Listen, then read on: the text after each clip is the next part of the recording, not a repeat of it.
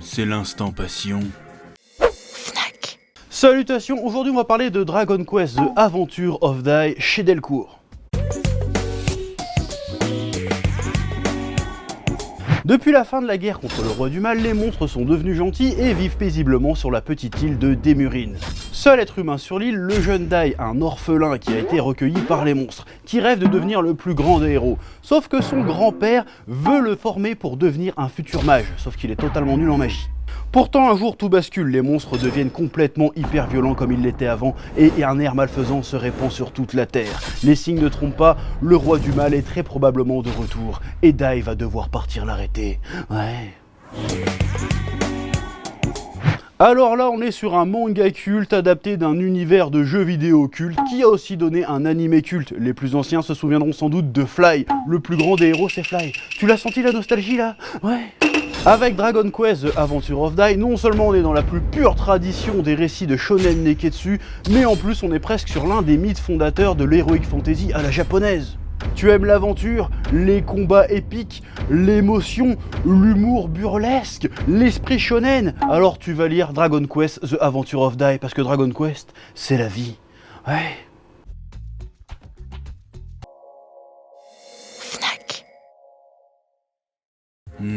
C'était l'instant passion. Ouais.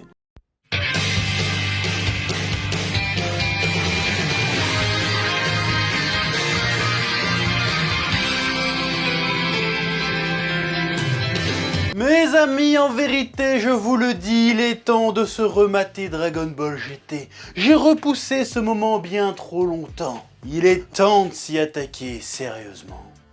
Ouais. La dernière fois que j'ai vu cette série, je devais avoir 13 ou 14 ans et je ne l'ai jamais vue qu'en VF. Alors je pense que l'idée que je m'en étais fait à l'époque sera sans doute très différente de ce que je vais en penser aujourd'hui avec beaucoup plus de recul et en VO. On va voir si mes a priori négatifs comme positifs sur la série étaient justifiés ou non. Et on finira par répondre à la question qu'on se pose tous. Dragon Ball GT, c'était pas incroyable, mais est-ce que finalement c'était quand même pas un peu mieux que Dragon Ball Super? Mais avant ça, il va falloir se remater l'intégralité de Dragon Ball GT et c'est ce que je vous propose de faire dans cette nouvelle série, de m'accompagner pendant mon visionnage de Dragon Ball GT. Dans ce premier épisode, on commence par le premier arc, la saga des Dragon Ball Ultime, qui s'étend officiellement de l'épisode 1 à l'épisode 16.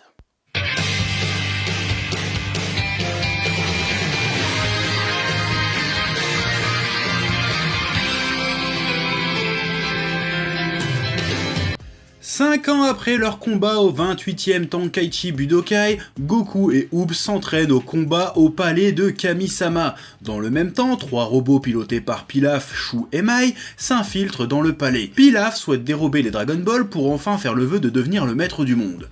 Cependant, il trouve les ultimes Dragon Ball. Elles ressemblent en tout point aux Dragon Ball habituels à l'exception de leurs étoiles qui sont noires et pas rouges. Celles-ci ont été conçues par Dieu avant qu'il ne se scinde en deux. Leur pouvoir est donc incroyablement plus puissant. Ok, alors là on s'arrête 2 secondes. Qu'est-ce que c'est que ce pataquès?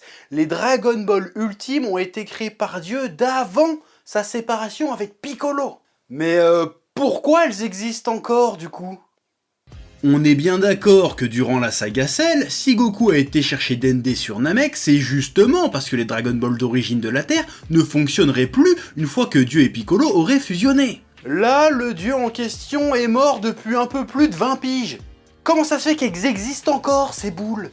Ah déjà on commence pas très bien, hein. On part pas sur de bonnes bases, là. Oui. L'entraînement de Oob étant fini, il repart dans son village natal, laissant Goku au palais avec Dende et Mister Popo.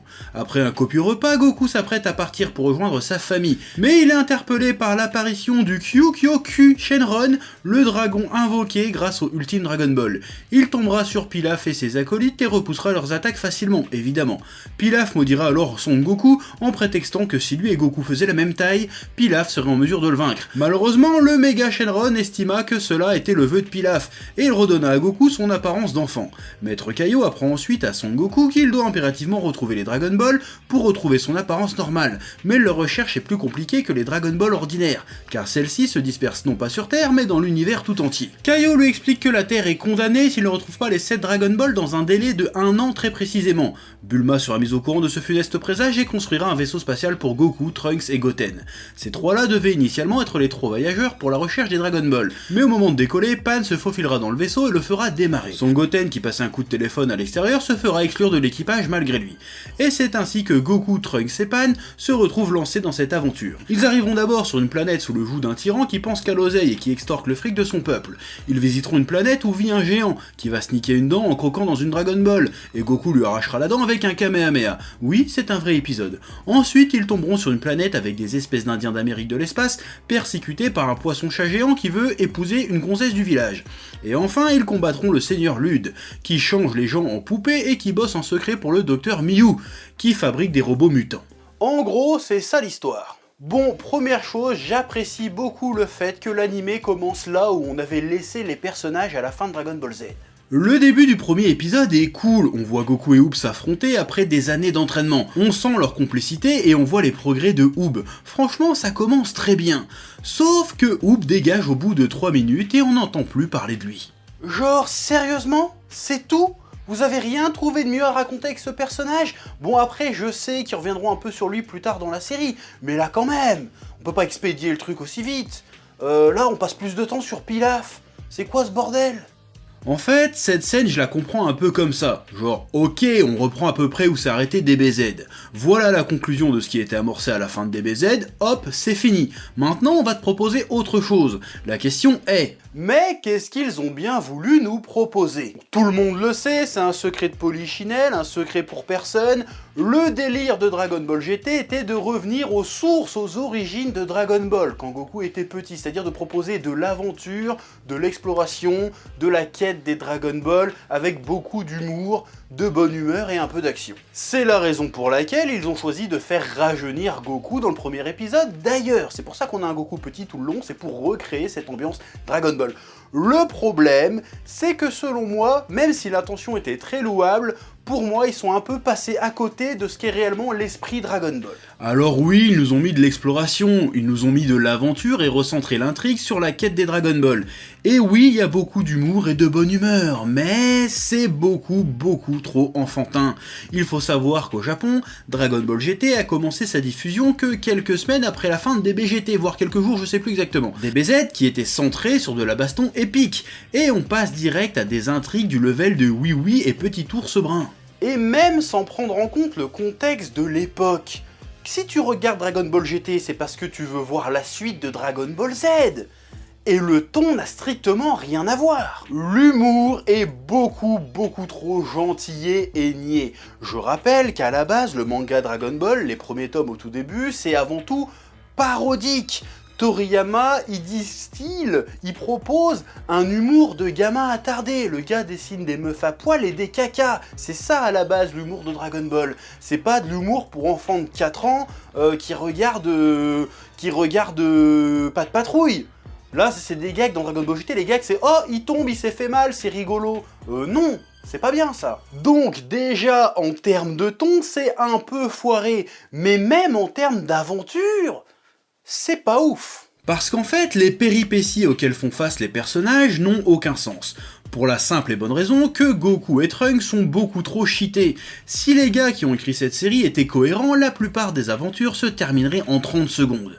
Mais le problème, c'est que nous, on a vu DBZ, on le sait, donc les scénaristes devaient le savoir aussi. Donc ils ont rendu tous les persos ultra teubés, forcément volontairement. Ça sonne légèrement comme du foutage de gueule tout ça quand même. Et je t'avoue que ces 16 premiers épisodes ont été une véritable torture pour moi à cause de ça. Au bout d'un moment, j'en pouvais plus. Je mettais les épisodes en x2 parce que j'allais péter un câble. Je vais le péter, Shenron. Je vais te péter, Shenron. Oui. Quelques exemples. Il y a un épisode dans lequel ils se font voler leur vaisseau. Ils voient leur vaisseau se faire voler. Et les gars, ils essayent de le rattraper en courant. Mais pourquoi vous volez pas pour attraper le vaisseau, la putain de vous? Pan, elle avait 5 ans et demi, elle faisait le tour de la Terre 8 fois en à peine 1 heure. Qu'est-ce que tu me racontes? Goku était 10 fois moins puissant que maintenant, voire 100 fois moins puissant que maintenant. Il parcourait 1 million de kilomètres en 1 jour et demi. Mais ils sont pas capables de voler 500 mètres de vent pour rattraper des clochards de l'espace. Ça n'a aucun sens, bordel. Il y a un épisode où Trunks se fait passer pour une meuf et se fait enlever par Zunama, un espèce de gros poisson débile. Et à un moment, Goku et Pan perdent la trace de Trunks. Et Goku retrouve leur trace en reniflant le sol. Mais pourquoi est-ce qu'on tente pas de sentir son ki? Surtout que 3 épisodes plus tard, ils se servent du ki pour retrouver Pan. J'en ai marre. Je vais te faire du mal, Shenron. Ça va bien se passer. Et pourquoi, durant tout cet épisode, ils essayent des plans foireux pour se débarrasser de Zunama, alors qu'il suffit juste de lui péter la gueule? Parce que si votre but, en refaisant redevenir Goku gamin, c'est de donner une vibe Dragon Ball, je peux vous assurer que le Goku des débuts de Dragon Ball, il aurait pas tergiversé 3 heures. Hein. Il aurait simplement pété la gueule aux méchants. Hein. D'ailleurs, c'est plus ou moins ce qu'il fait quand il affronte Olong au début du manga, et j'imagine que c'est cette histoire qui vous a inspiré pour cet épisode, vu le nombre de similitudes. Et c'est des conneries comme ça, tout le long des 16 premiers épisodes, ça rend fou.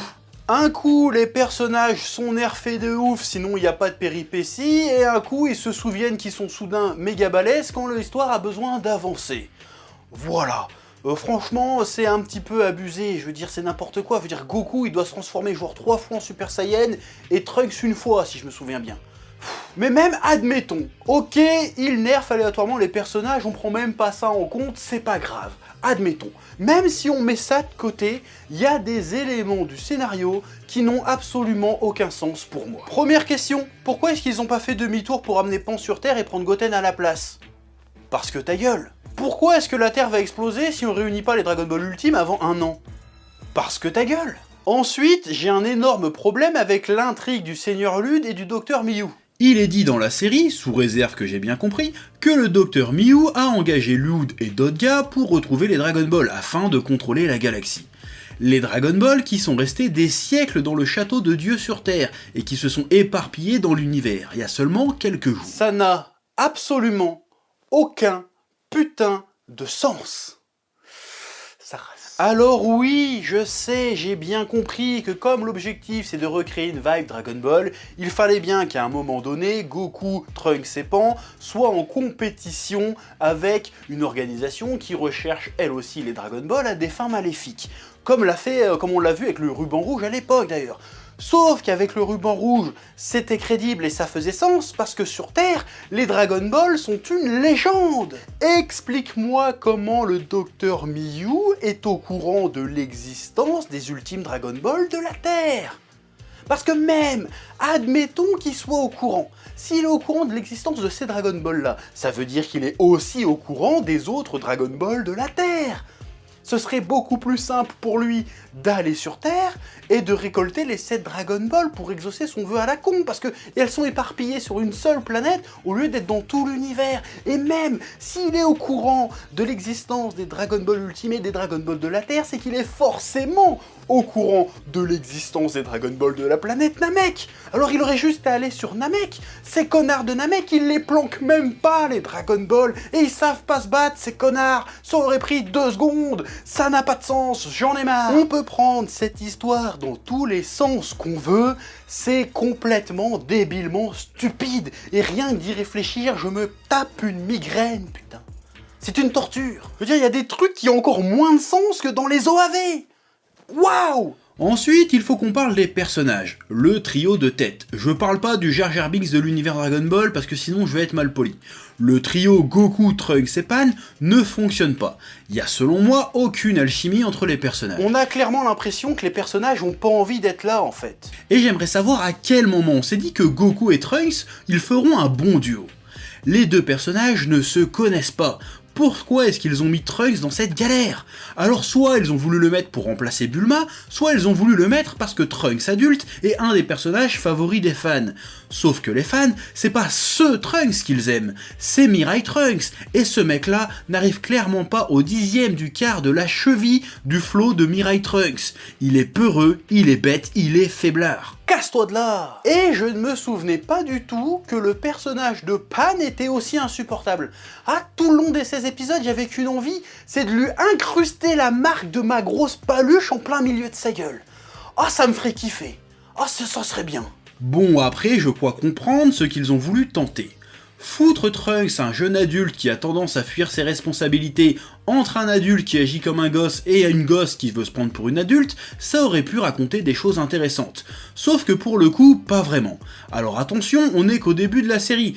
Peut-être que cet aspect va être plus abordé par la suite. À ce stade, j'en sais rien, mais pour l'instant, c'est claqué au sol. Et attention, ne comprends pas ce que je suis pas en train de te dire. Je suis pas en train de dire que le trio Goku, Trunks, Goten aurait été forcément plus intéressant. Parce que vu que de toute façon, ni Goku, ni Trunks, ni Goten n'avaient envie d'être là, si tu veux. Au moins, le fait de rajouter Pan, c'était au moins le seul personnage qui était enthousiaste au fait de partir à l'aventure. Enfin, elle était enthousiaste pendant 2 épisodes, après ça l'a saoulé aussi. Et c'est un autre point qui montre que vouloir retranscrire la vibe Dragon Ball est un échec, parce que dans Dragon Ball de base au tout début, Goku était enthousiaste au fait de partir à l'aventure, il voulait partir à l'aventure, il avait soif de découverte, il apportait sa bonne humeur.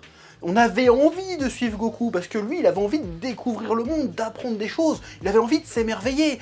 Là, dans Dragon Ball GT, ok, de temps en temps, il y a des moments d'amusement avec Goku, Pan et Trunks, ils découvrent une nouvelle planète, mais globalement, on sait bien, on sent bien que ça les fait chier d'être là, et c'est un problème, parce que si les personnages, ça les fait chier d'être là, pourquoi est-ce que nous, on aurait envie d'être là avec eux, en fait? Même niveau baston, c'est pas incroyable, hein. Même si on a croisé 2-3 adversaires avec des designs plutôt stylés, la plupart des combats qu'on a eu durent pas très longtemps, mais assez longtemps pour que l'on se rende compte que Trunks et Goku lèvent clairement le pied, parce qu'on a très clairement croisé personne de dangereux en termes de puissance. Et c'est grave frustrant à regarder, parce qu'on a vu des BZ encore une fois, et on sait que normalement, les méchants qu'on voit dans cette série se font pulvériser en 2 secondes. En revanche, il y a un point qui est plutôt réussi, c'est les chara-design. Visuellement, on voyage vraiment, on voit des choses nouvelles, et j'apprécie les petits clins d'œil SF. Genre ce mec-là, c'est clairement un Ferengi dans Star Trek. Ou alors c'est moi qui délire. Et j'aime beaucoup l'animation qui a cette vibe années 90 plutôt soignée que j'adore. Et bien évidemment, il y a la musique qui est vraiment magnifique. Surtout ce putain d'opening incroyable qui me file instantanément des frissons de nostalgie.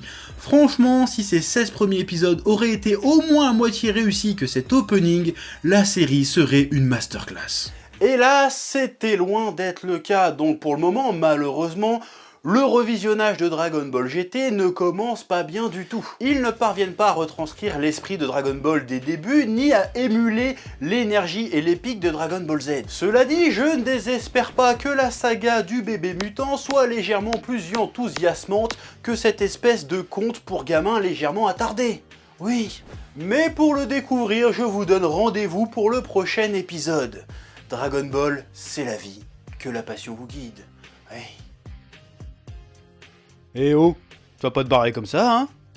Tu vas laisser un pouce bleu? Un petit pouce bleu, hein? Puis tu regardes aussi les autres vidéos? Parce que voilà, tu t'abonnes? Ouais?